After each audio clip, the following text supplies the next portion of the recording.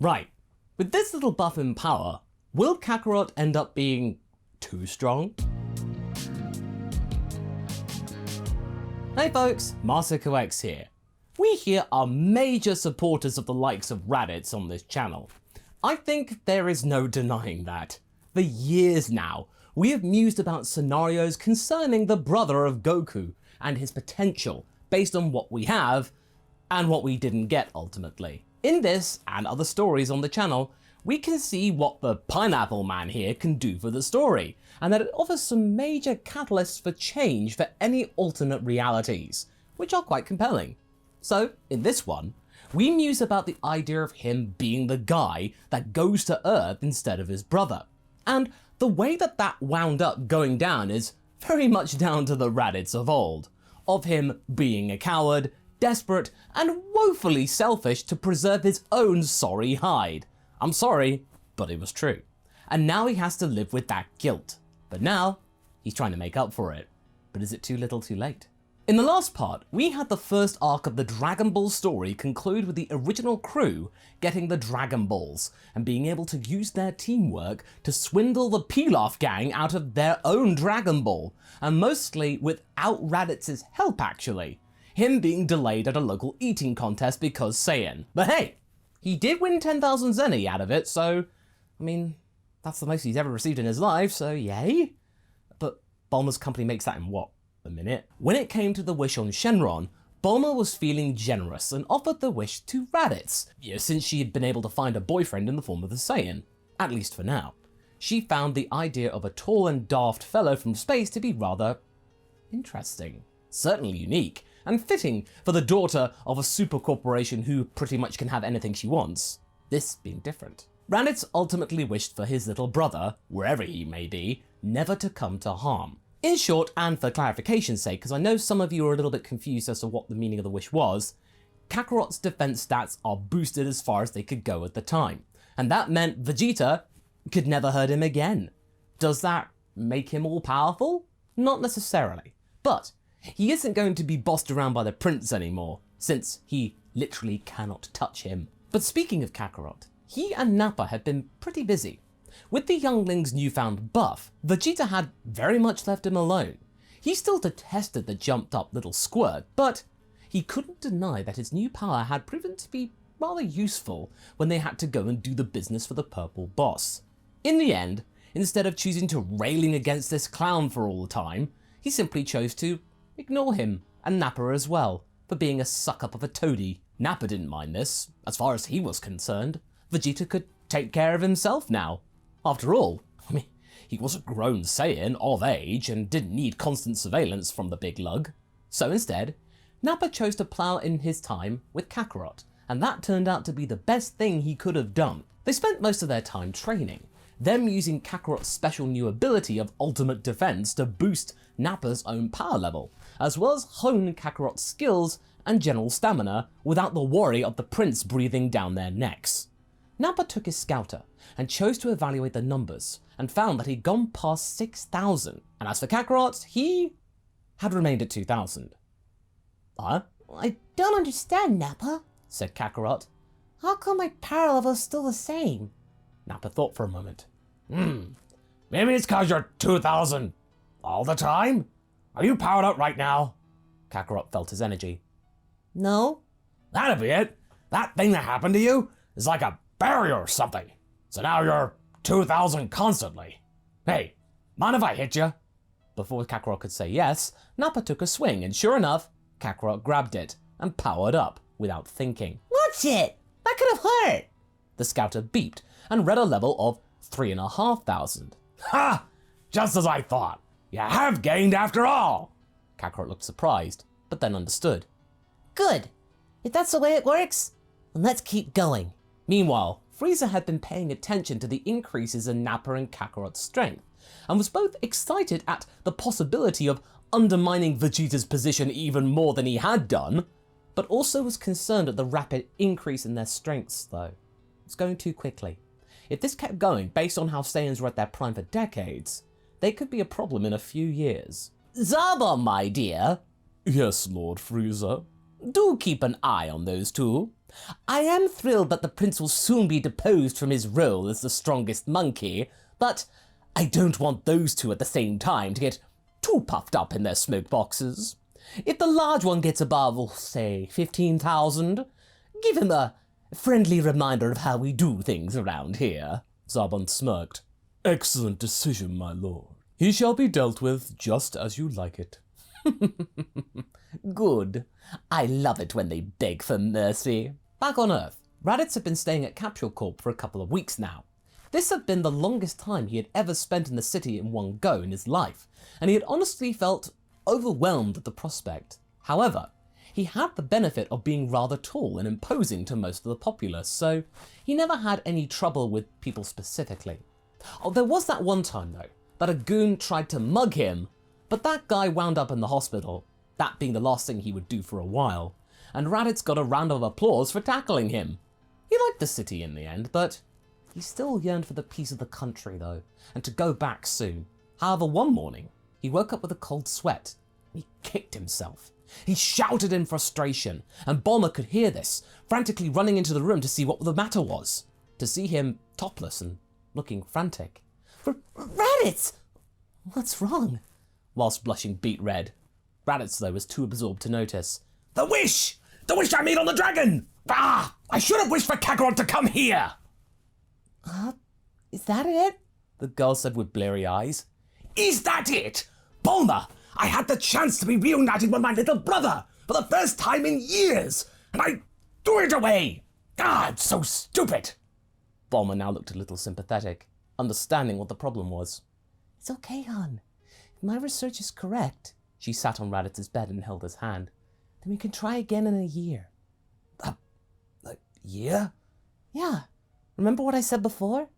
The Dragon Balls become dormant for about a year or so after they're wished on. So maybe, next year, if it works, we can try again. Then you can wish your brother here. Raditz looked less angry and calmed his breath. Right. I could do that. I shall do that. But still, I can't believe I didn't say it then. But next year, Kakarot, we will meet again. Another thing popped into Raditz's mind. The training with Master Roshi. He'd almost forgotten about that. He pitched the idea to Bulma, and the lass said that could be a good idea. She wanted a holiday actually after all of her studying recently, and the idea of spending some of that time on a little ocean island was nice, especially with her boyfriend. Granted though, Roshi was there and a little bit of a lech, but Raditz would put any stop to that frippery. So with that and some homework in tow, they were ready to go. Bulma offered to use her own company jets to get there, but Raditz had a better idea. I could try the Nimbus thing Roshi gave me. Hey, Nimbus!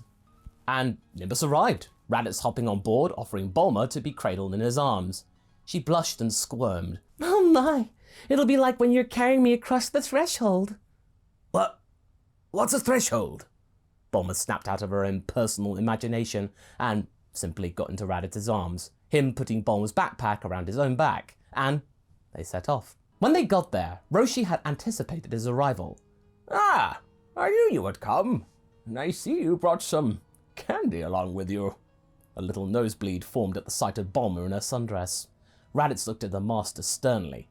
Don't try anything, old man. She's mine! Bulma grabbed Raditz's bicep and pulled a raspberry at Roshi, and pretty much in defiance. He crossed his arms.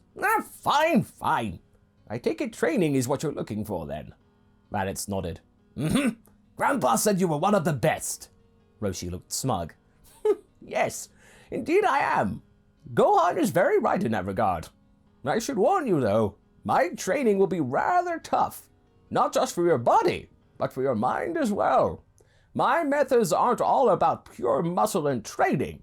It's about honing your own thoughts into the way of the warrior. Raditz brushed this aside in an egotistical manner. Yes, I know, like a proud Saiyan warrior. I remember that from my own training, old man. Tell me something new. No, like a human. I know your alien ways are different to ours, but you're not, kiddo. You do things the way we do them, or you will flounder. Raditz had no idea why this old geezer was being so serious. This didn't seem very hard to him at all, but, as he soon would find out, It was harder than he thought. And about that girl task? Don't worry.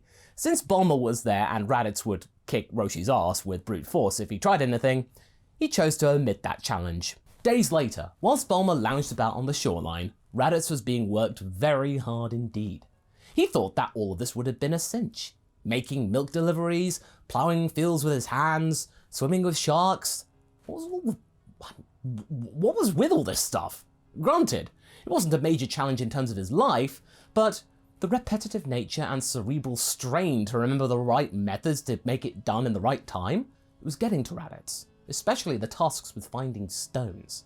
He'd also been recently introduced to a new student, Krillin, a former monk.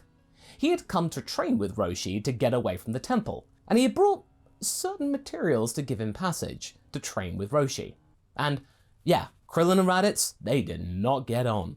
Krillin kept making lewd comments about Bulma when they were out of earshot of Roshi, and Raditz would have gladly slapped him to Hiffle back, to infinity in fact. But he then thought Roshi probably wouldn't take too kindly to that, and he might tell Gohan too. Yeah, they weren't friends. They weren't even rivals. Raditz's power gap put pay to that. In spars they had, Raditz would have no hesitation in wiping the floor with Krillin. And one day, Krillin had had enough, and told Roshi that he could not stand the constant friction with Raditz, and either he went or Raditz went. "I don't tolerate whiners, kid. You had plenty of time to reconcile the two of you, but instead, you kept going on and on. You can take your complaints somewhere else. Leave the magazines, though." Where he went was anybody's guess. When Bulma saw his boat vanish for the final time, she was glad to see the back of him. Man, he was a little jerk. "Glad to see the back of him, I think. He couldn't hack it going up against me, ha ha!" Roshi grunted. "I also don't tolerate blowhards." "Watch yourself." Raditz held back his tongue for a while after that. Then one day, Raditz and Bulma went back to the city to celebrate her father's birthday. They used Nimbus to get there quickly since Bulma had slept in, and just as they were about to go into the main Capsule Corp building, there was a commotion. Some police cars had sped by toward some kind of incident. Wonder what's going on there," said Raditz. "Oh, probably some robbery or something. I better go and help. Roshi said for me to do good deeds where I can." Before Bulma could say anything, Raditz was off, just leaving her to carry the presents in on her own. When Raditz got to where the cops were, it was at a bank. The cops looked very apprehensive, but the Saiyan didn't care. He wasn't concerned at all. "What's the problem, officer?" Raditz said with no worry in his voice. "Sir, step back. There's a dangerous armed robber in there. Things could get ugly, so you better go about your business." "Oh," said the monkey. "I'll do that then." He walked into the bank. "Sir, what are you doing?" "What you said. Going about my business." With the cops looking bewildered, Raditz walked in to see a lady, a blonde lady, holding up several cashiers and also piling in banknotes into her bag. She rounded on Raditz and stuck her gun at him. "Hey, back off, dweeb! The tall dweeb! Come any closer and I'll shoot." Raditz, with no fear, stepped forward. She fired, and he grabbed the bullet. "This yours?" The woman was shocked. How'd you do that?"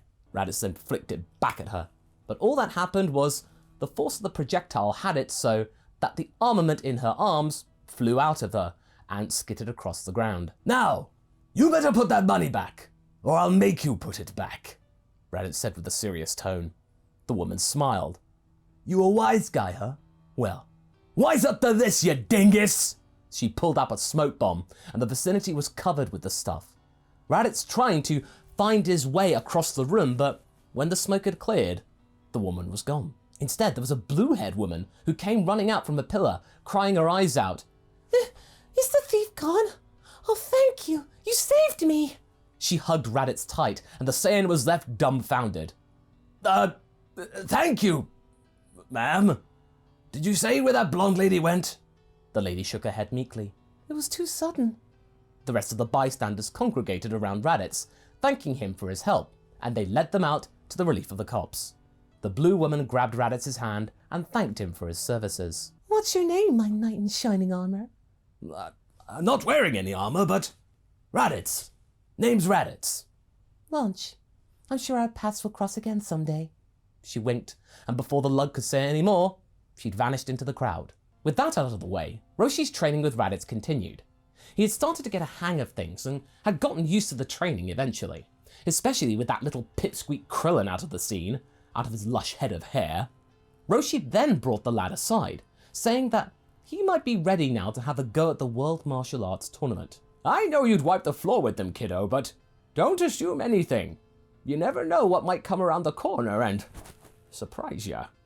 Raditz nodded. I got it, old man. I'm ready for the challenge. I feel not much more powerful than I did when I got here, but I feel focused. We'll see in the ring, kid. Back out in space, Nappa was walking through the corridors when he passed Zarbon. Normally, the attendant to Frieza would barely pay any attention to him, but this time, though, he did. Oh, Nappa, a word.